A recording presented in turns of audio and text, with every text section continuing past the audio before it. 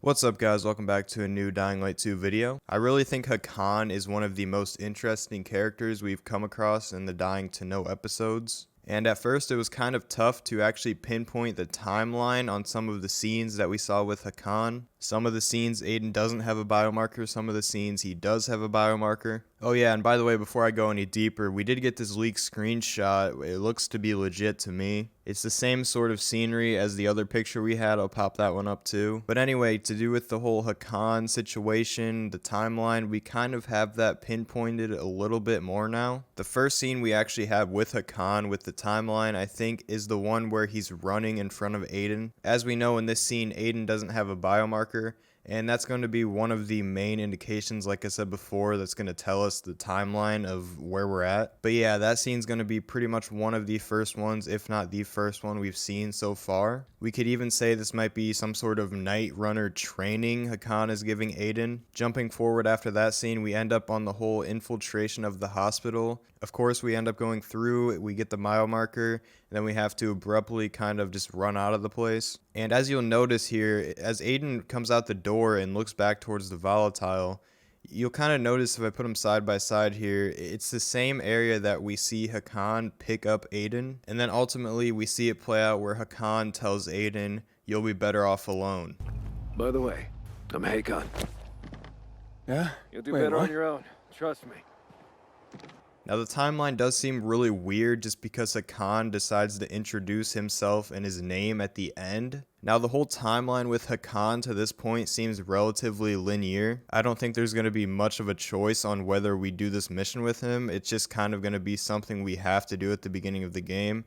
You know, you have to pretty much get a biomarker. We infiltrate the hospital with Hakan. But if we kind of look at the larger scope here, we know Piotr, the narrative director, ultimately ended up saying, we don't actually have to side with the Night Runners. So it's going to be interesting after Hakan kind of just leaves Aiden, like what's the storyline there? Because you would almost think for sure that Hakan is going to be a road into the Night Runners faction. Maybe we have to make a choice down the road somewhere on whether we actually want to join them. Maybe Hakan will end up vouching for us. It's also just interesting as well because the Night Runners are pretty much a dying breed, it sounds like. After all, the one dude was even telling Hakan in the one scene, like, you used to be a Night Runner. So it definitely seems like the Night Runners are relying on their last people that they have left. There's so many possibilities, I feel like, and they've went over how that's going to be a thing in the game many times, but just like the choices, like we're going to be able to maybe join the Night Runners, join the Peacekeepers, join the Survivors. Or not necessarily join the Survivors and Peacekeepers, but, you know, support them and kind of coexist with them. And really the only question I have at this point is, like, how many of these little factions are we going to be able to join? Because we know pretty much the Renegades at this point are sort of outlined to be the bad guys. But we also have a faction like the Untainted, which has pretty much been talked about not at all in these new Dying to Know videos. And from what we know in the past, there's more factions out there that are smaller factions, wild card factions they used to call them. So it really comes down to, are we actually going to be able to, say, instead of coexisting or sort of supporting the Peacekeepers and Survivors,